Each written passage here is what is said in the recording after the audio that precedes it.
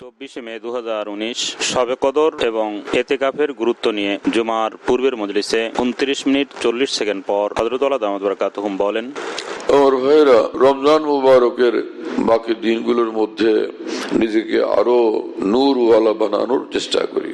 হ্যাঁ, শুধু রোজাই না রাখি, রোজার সঙ্গে রূহকে নূরওয়ালা বানাই, অন্তরকে নূরওয়ালা বানাই এবং নিজের মাথা থেকে পা পর্যন্ত নিজেকে সম্পূর্ণরূপে নূরওয়ালা বানাই। রাসূল পাক সাল্লাল্লাহু আলাইহি ওয়াসাল্লাম দোয়া শিখিয়ে দিয়েছেন যে, হে আল্লাহ, আপনি আমার চোখে নূর দেন। হ্যাঁ, আল্লাহ রসুল সাল্লাল্লাহু আলাইহি ওয়াসাল্লাম নিজেই দোয়া করতেন। তিনি সমস্ত নবীদের চেয়েও বড়, আল্লাহর পরে তিনি সবচেয়ে বড়, নূরই নূরওয়ালা। তিনি বলতেছেন, হে আল্লাহ, আমার চোখে নূর দেন, হ্যাঁ, আমার কানে নূর দেন, আমার জবানে নূর দেন, আমার গোশতের মধ্যে নূর দেন, আমার হাড্ডিতে নূর দেন, আমার রক্ত প্রবাহে নূর দেন, আমার অন্তরে নূর দেন। হ্যাঁ, এবং তিনি বলেন যে, আয় আল্লাহ, আমার শিরায় শিরায় নূর দেন। সুবহানাল্লাহ, কেসা কথা। আয় আল্লাহ, আপনি আমাকে নূর দেন, বরং আমাকে আপাদমস্তক নূরই নূর বানায় দেন। কি দোয়া শিক্ষা দিচ্ছেন রাসূলুল্লাহ সাল্লাল্লাহু তাআলা আলাইহি ওয়াসাল্লাম। এজন্য এই না যে কিছু নেক আমল করলাম, কিছু নেক আমল না, আমি তো খালি সর্বহালতে নূরওয়ালা থাকবো ইনশাআল্লাহ, সর্বহালতে নিজেকে নূরওয়ালা রাখবো। আল্লাহ পাক সেই প্রেরণা, সেই তৌফিক আমাদের সকলকে দান করেন। রমজান মুবারকের মধ্যে যে সকল মূল্যবান দামি দামি আমল, তার মধ্যে একটা হলো যে শেষ 10 দিনে ইতিকাফ করা। হ্যাঁ, তো শেষ 10 দিনের ইতিকাফ এটা অনেক ফজিলতপূর্ণ আমল। তো যারা ইতিকাফে থাকেন তারা আল্লাহর ঘরের মেহমান থাকেন। হযরত মাওলানা শেখুল হাদিস মাওলানা জাকারিয়া সাহেব রহমতুল্লাহ আলাইহি বলেন যে কারো ঘরে মেহমান হলে তো তার যেরকম ক্ষমতা আছে সেভাবে সে মেহমানদারি করে। বেচারা পারে খালি পুঁটি মাছ কিনতে, রুই খাওয়াবে কোত্থেকে? আর যদি নওয়াব সলিমুল্লাহ সাহেবের মেহমান হয় কেউ, তো তার জন্য কি পুঁটি মাছের মেহমানদারি হবে? আলু ভর্তার মেহমানদারি হবে? টাকি মাছের ভর্তার মেহমানদারি? তো মানে মেজবান যেরকম হয় মেহমানদারি সেরকম হয়। বাদশাহ আলমগীর যদি কেউ মেহমান হয় তো তার মেহমানদারি কেমন হবে? হাতেম তায়ের যদি কেউ মেহমান হয় তো তার মেহমানদারি কেমন হবে ভাই? তো সমস্ত বাদশাহ মহান আল্লাহর মেহমান হয় বান্দা যখন সে ইতিকাফের মধ্যে থাকে। তো সেই রকম মেহমানদারিও চলতে থাকে ওই 10 দিন ব্যাপী। কত উচ্চ মেহমানদারি সেটা! ইতিকাফ অবস্থাতে যে দোয়া করে বান্দা, তো ইতিকাফকারীর দোয়া কবুল হইতে থাকে। নিজের জন্য দোয়া করে, অন্যদের জন্য দোয়া করে, তো ইতিকাফকারীর দোয়া কবুল হইতে থাকে। আর এক মস্ত বড় ফজিলত, অতুলনীয় ফজিলত হলো যে সব মানুষ সবে কদর তালাশ করবে না, কিন্তু ইতিকাফ ওয়ালা নিশ্চিত সবে কদর পেয়ে যাবে। কারণ ইতিকাফের অবস্থার প্রতিটি মুহূর্ত ইবাদত গণ্য হয়। সে তেলাওয়াত করতেছে ইবাদত, নামাজ পড়তেছে ইবাদত, দোয়া করতেছে ইবাদত, জিকির করতেছে ইবাদত, চুপচাপ বসে আছে সেটাও ইবাদত, লম্বা হয়ে শুয়ে আছে সেটাও ইবাদত, একদমই আরামসে শুয়ে আছে, চুপচাপ, কোনো কথাবার্তা নাই, কোনো দোয়া কালামও পড়ে না, সে চুপচাপ শুয়ে আছে, এমনকি আচ্ছা রকম ঘুম দিছে সেটাও ইবাদত। ইতিকাফ ওয়ালার এত বড় মর্তবা। তো এই ইতিকাফ ওয়ালা যে বেজর রাতগুলোতে সবে কদর না, তো সে বেজর রাতগুলোতে সে তো মসজিদেই আছে, আল্লাহ পাকের মেহমান হিসাবে আছে, সে সবে কদরের পূর্ণ ফজিলত পেয়ে যায়। যাদের হিম্মত হয় এরকম ভাইয়েরা ইতিকাফ করার চেষ্টা করি। আল্লাহ তাআলা অনেক বান্দাদেরকে সব মসজিদে কবুল করেন, আমাদের মসজিদে কবুল করেন, এবং দুনিয়ার সব মসজিদে আল্লাহ পাক ইতিকাফের জন্য বহু বান্দাদেরকে কবুল করেন। আর ইতিকাফ যাদের তৌফিক হবে তারা অন্যান্য মুসলমান ভাইদের জন্য দোয়া করবেন, হ্যাঁ, দোয়ার মধ্যে তাদেরকেও সামিল রাখা। শবে কদর শেষ দশকের মধ্যে খুঁজতে হয়।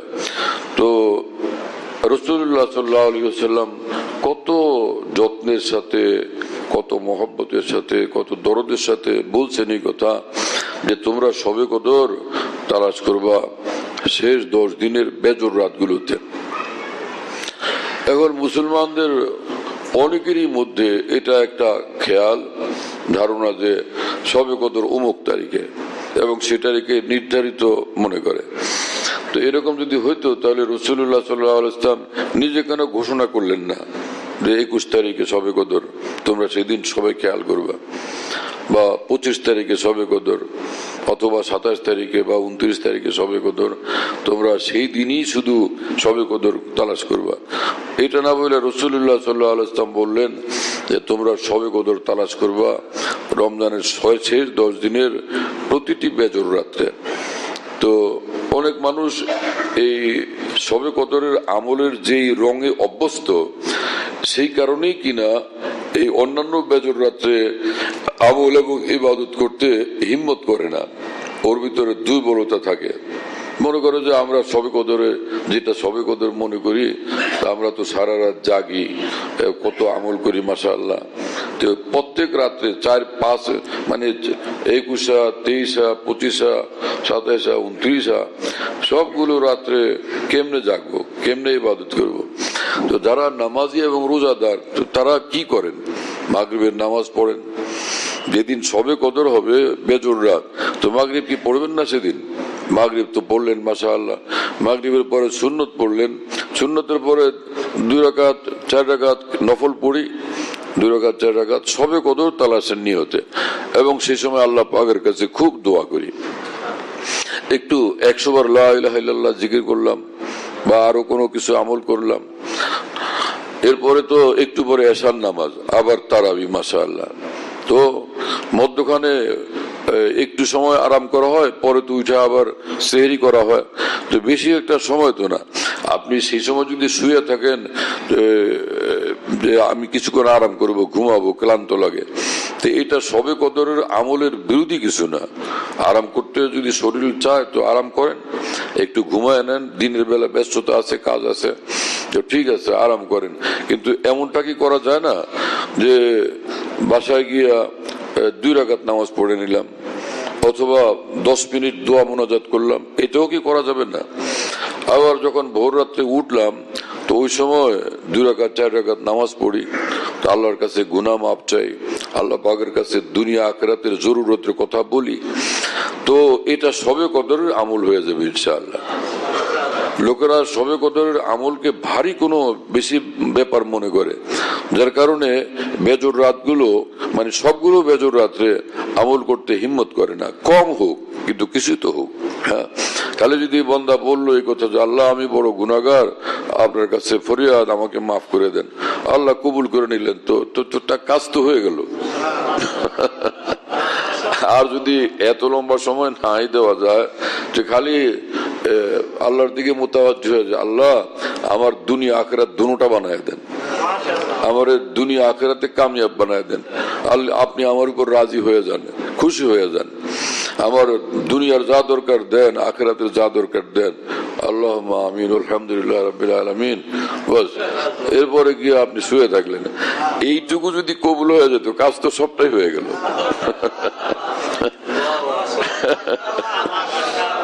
জি, দিনকে, দিনের আমলকে না বুঝার কারণে মানুষ এটাকে মুশকিল মনে করে। অথচ মুশকিল তো না এটা। হ্যাঁ, 90 বছর কাফের ছিল, আজকেই হঠাৎ খেয়াল হয়েছে যে না, এ তো ভুল আমার জীবন। ফের লা ইলাহা ইল্লাল্লাহ পড়লো, কালেমায়ে তয়্যিবা, কালেমায়ে শাহাদাত পড়লো, আশহাদু আল্লা ইলাহা ইল্লাল্লাহ ওয়া আশহাদু আন্না মুহাম্মাদান আবদুহু ওয়া রাসূলুহু। ও 10 মিনিট পরে মরে গেল ওই লোকটাই। তো কি হলো, 90 বছর কাফের ছিল, ও ইসলামী জীবন পাইল 10 মিনিট। কিন্তু রাসূল সাল্লাল্লাহু আলাইহি ওয়াসাল্লাম বলেন, ইন্নাল ইসলামা ইয়াহদি মা কানা ক্বাবলাহু। হ্যাঁ, যে ইসলাম কবুলের সাথে সাথে তার জীবনের সব গুনাহ একদম মাফ, একদম সাফ। মান ক্বালা লা ইলাহা ইল্লাল্লাহ দাখালাল জান্নাহ। রাসূলুল্লাহ সাল্লাল্লাহু আলাইহি ওয়াসাল্লাম বলছেন যে লা ইলাহা ইল্লাল্লাহ অন্তঃস্থল থেকে পড়লো সে নিঃসন্দেহে জান্নাতে প্রবেশ করবে। তো সময় তো 5 মিনিট 10 মিনিট, কিন্তু তাতে কত বড় কামিয়াবি অর্জন হলো। তো এই জন্য এই মুসলমানের এক এক আমল বড় দামি এবং বড় মূল্যবান। আমরা সেটার দাম বুঝি না, আমরা সেটার কদর বুঝি না, কিন্তু দুনিয়ার থেকে যখন মুমিন যাবে তো দেখতে পাবে যে তার এক একটা ছোট্ট ছোট্ট আমল কত দামি, কত মূল্যবান আল্লাহ পাকের দরবারে, আল্লাহ পাকের নজরে। আল্লাহ তাআলা আমাদেরকে তৌফিক দেন, কবুল করেন। সব ভাইরা আমরা এরাদা করি যে আমরা ইনশাআল্লাহ বেজর রাতগুলোতে কিছু না কিছু আমল ইনশাআল্লাহ করব। আমরা সকলে এরাদা করতে পারতেছি ভাই? এবং সকলের ঘরে ঘরেও সকলকে এরকম জাগ্রত করার চেষ্টা করি, বুঝানোর চেষ্টা করি। মহব্বতের সাথে বললে সকলের বুঝে আসবে যে একটু একটু আমল বাড়াইলে এটা আমাদের মুশকিল হবে না ইনশাআল্লাহ। সকলের বুঝে আসবে তো করবে, আর করবে তো সবে কদর তালাশ করে পাইই যাবে। প্রত্যেক বেজর রাত্রে কিছু না কিছু করলো তো সবে কদর সে নিঃসন্দেহে পাওয়া যাবে। আল্লাহ পাক আমাদের তৌফিক দেন এবং কবুল করেন।